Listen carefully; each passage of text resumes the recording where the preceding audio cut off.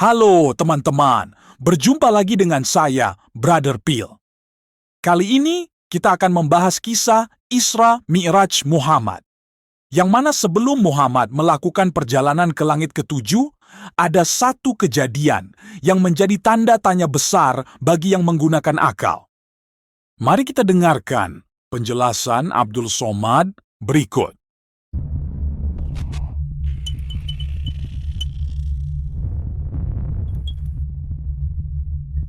Kalau Nabi Muhammad SAW sebelum Isra Mi'raj, Ja'a Jibril, malaikat Jibril alaihi salam datang, bitistin min zahab, membawa mangkok terbuat dari emas, mamlu'atun bil hikmati wal iman, penuh dengan hikmah dan iman. Lalu kemudian jantung Nabi dibelah, summa ghasalahu bima'i zamzam, dibasuh, dicuci dengan air zamzam.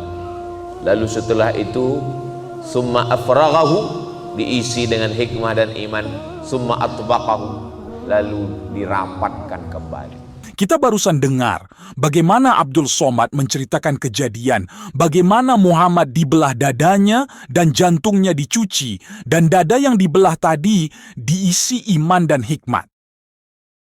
Kejadian ini terdapat dalam beberapa hadis. Salah satunya hadis Sahih Muslim nomor 238. Nabi bersabda, "Ketika aku berada di tepi Baitullah dalam keadaan separuh tidur, tiba-tiba aku mendengar pembicaraan salah seorang dari 3 lelaki yang berada di tengah-tengah. Lalu mereka menghampiri aku dan membawa aku ke suatu tempat. Kemudian mereka membawa sebuah wadah dari emas yang berisi air Zam-Zam. Setelah itu, dadaku dibedah dari sini dan sini." Qatadah berkata, "Aku telah bertanya kepada orang yang bersamaku, apakah yang beliau maksudkan?" Dia menjawab, "Hingga ke bawah perut beliau." Beliau melanjutkan sabdanya, "Hatiku telah dikeluarkan dan dibersihkan dengan air Zam-Zam, kemudian diletakkan kembali di tempat asal. Setelah itu, diisi pula dengan iman dan hikmah. Lalu dibawa pula kepadaku seekor binatang tunggangan berwarna putih yang disebut burak. Seperti itulah bunyi hadisnya, dan kelanjutannya Muhammad di bawah burak ke langit ketujuh untuk bertemu Allah." Yang menjadi pertanyaan kita adalah, apakah kejadian operasi ini benaran fakta terjadi atau cuma mimpi? Kalau itu kejadian nyata, kenapa iman dan hikmah bisa ditaruh dalam bejana? Apakah iman dan hikmah sesuatu benda fisik? Tadi menurut hadis hati Nabi, setelah dioperasi, dicuci. Apakah hati bisa dicuci sehingga orang itu bisa menjadi baik? Jika itu semua bukan nyata dan cuma mimpi, kenapa ada bekas luka sesuai dengan pernyataan Ustadz berikut? Ketika kecil, Nabi Muhammad pernah dibelah dadanya oleh malaikat dan peristiwa itu meninggalkan bekas di tubuh beliau hingga dewasa. Dalam terjemahan kitab Sirah Nabawiyah halaman 68 diceritakan, ketika beliau berusia 4 tahun dan ketika sedang bermain dengan teman-temannya, tiba-tiba saja malaikat Jibril datang, membawanya dan merebahkannya dan langsung saja membelah dadanya serta mengeluarkan sebuah gumpalan dari dalam tubuhnya. Tentu gumpalan ini teman-teman bukanlah organ biologis tubuh, melainkan sebuah sifat buruk naluriah yang umum melekat pada manusia. Nah, teman-teman kecil Nabi yang melihatnya kemudian merasa ketakutan dan melaporkannya kepada ibu asuh beliau, yakni Halimah, bahwa Rasul telah dibunuh. Nah, karena itulah kemudian Halimah mengembalikan beliau kepada Aminah setelah 4 tahun diasuh olehnya. Barusan kita dengar Rabanian bilang, dari dalam dada Nabi diambil gumpalan. Tadi dia juga bilang, gumpalan itu bukan organ tubuh. Kalau itu bukan organ tubuh, lalu apa? Rabanian juga bilang, kejadian pembelahan dada Nabi dan pencucian dengan air Zam-Zam terjadi 2 kali, yaitu waktu Nabi masih kecil dan sebelum Isra Mi'raj. Pertanyaan kita adalah, bukankah katanya Nabi itu maksum dan tidak ada dosa, kenapa dicuci terus? Berikut ini, cucu Nabi menolak keras pernyataan para ustadz ini meskipun berdasarkan hadis sahih. dan cucu Nabi itu adalah Bahar bin Smith. Berikut pernyataan dia.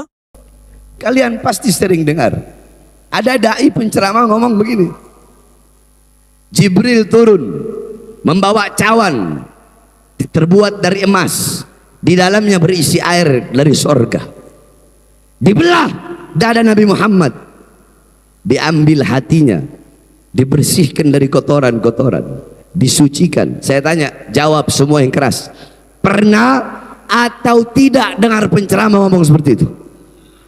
Kurang keras, pernah atau tidak? Pernah atau tidak?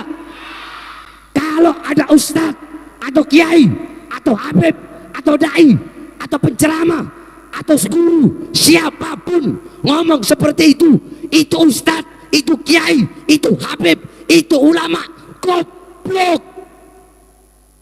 Kita baru dengar bagaimana Bahar bin Smith katakan bahwa yang katakan hadis tadi adalah goblok.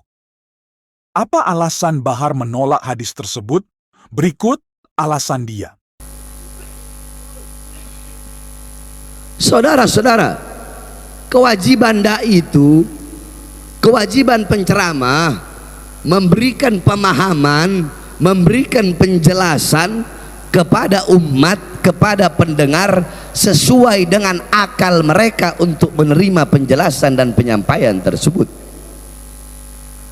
Sekarang kalau ada ustadz, kiai, dai ngomong begitu, orang bakal berpikir dibersihkan. Jangankan dia ngomong hati Nabi dibersihkan dari kotoran, gak usah ada bahasa kotoran. Contoh, saya ngomong begini, hati Nabi Muhammad dibersihkan, cukup sampai di situ penjelasan saya.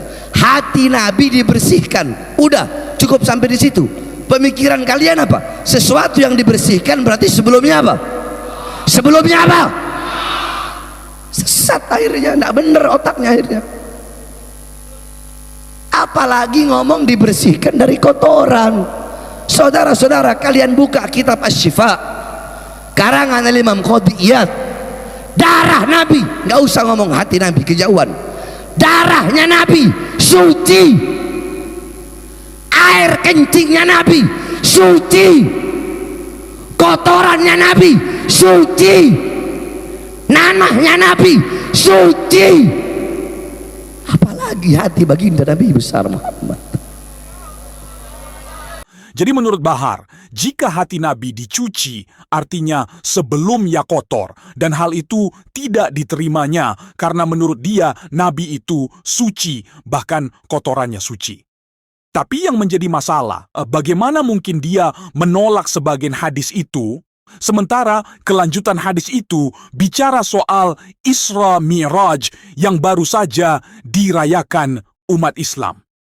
Apakah dia juga menolak Isra Mi'raj? Oke teman-teman, demikian reaksi kita terhadap operasi yang terjadi pada Muhammad. Terima kasih untuk dukungan teman-teman. Tuhan Yesus memberkati. Yang mau dukung channel Pil Pahit, silakan scan QR Code ini atau klik link di kolom komentar. Terima kasih.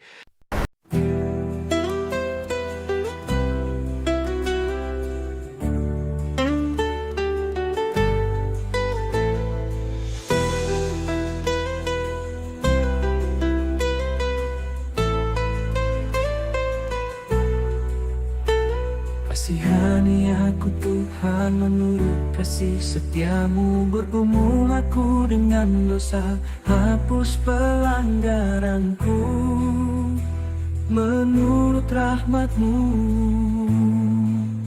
Terhadap Engkau sajalah aku telah berdosa, ya Tuhan bukalah bibirku supaya mulutku memberitakan puji-pujian kepadamu.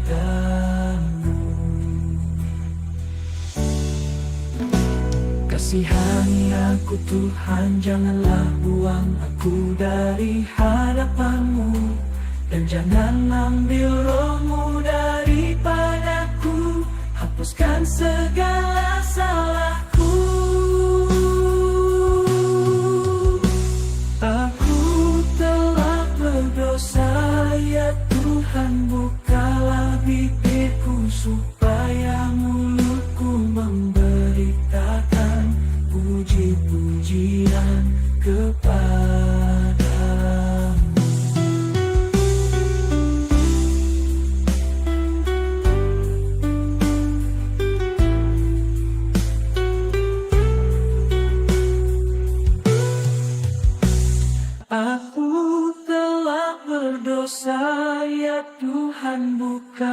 bibirku supaya mulutku memberitakan puji-pujian kepadamu.